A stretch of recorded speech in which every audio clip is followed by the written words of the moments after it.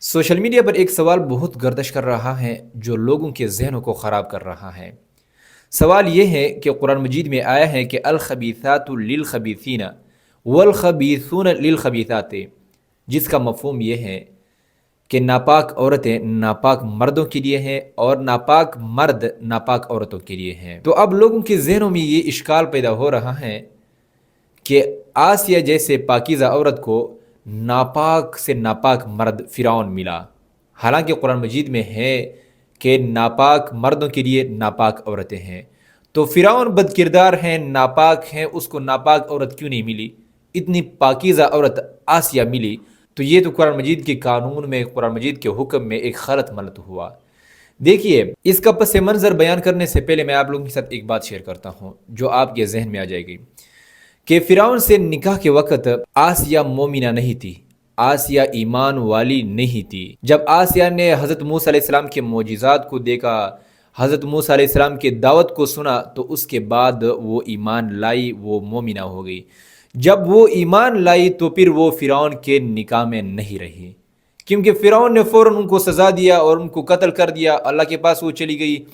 تو نکاح کے وقت وہ مومنہ نہیں تھی، ایمان والی نہیں تھی۔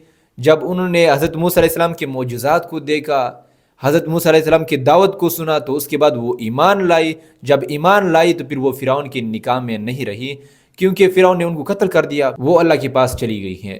تو یہ بات ختم ہو گئی ہے جو لوگوں کا اشکال ہوتا ہے کہ یہ کیسے قانون ہے۔ اور دوسری بات یہ ہے کہ بہت سارے لوگ کہتے ہیں کہ حضرت نوح علیہ السلام کی بیوی کافرہ تھی اور حضرت لوط علیہ السلام کی بیوی کافرہ تھی۔ تو یہ کیسے ہوا؟ ایک نبی کے گھر میں نبی کی بیوی کافرہ ہیں، یہ قانون کس طرح ہے؟ دیکھیے، حضرت نوح علیہ السلام کے مذہب میں، حضرت لوط علیہ السلام کے مذہب میں کافرہ عورت سے نکاح جائز تھا، جبکہ ہمارے دین اسلام میں کافرہ عورت کے ساتھ نکاح جائز نہیں ہے۔ وہ پہلے کا قانون تھا اور بعد میں جو آیت نازل ہوئی ہے یہ بعد کا قانون ہے۔ اور تیسری بات یہ ہے کہ اس آیت کا پس منظر یہ ہے کہ جب حضرت عائشہ رضی اللہ تعالیٰ عنہ پر منافقین نے الزام لگایا، تہمت لگایا، تو اللہ تعالیٰ نے ان کی پاکی میں یہ آیت نازل کر دیا ہے کہ ایسا نہیں ہو سکتا ہے۔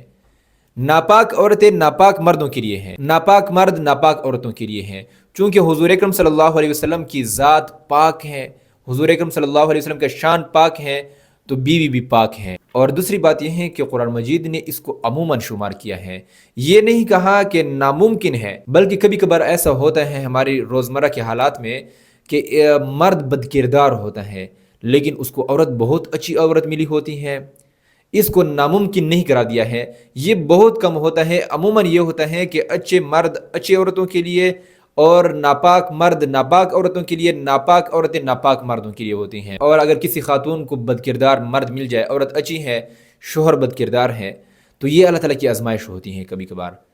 تو اس پر صبر کرنا چاہیے، ناشکری نہیں کرنی چاہیے، بے صبری نہیں کرنی چاہیے۔ اللہ تعالیٰ کی طرف سے یہ ایک آزمائش ہوتا ہے جس میں اسی خاتون کے لیے نفع ہوتا ہے۔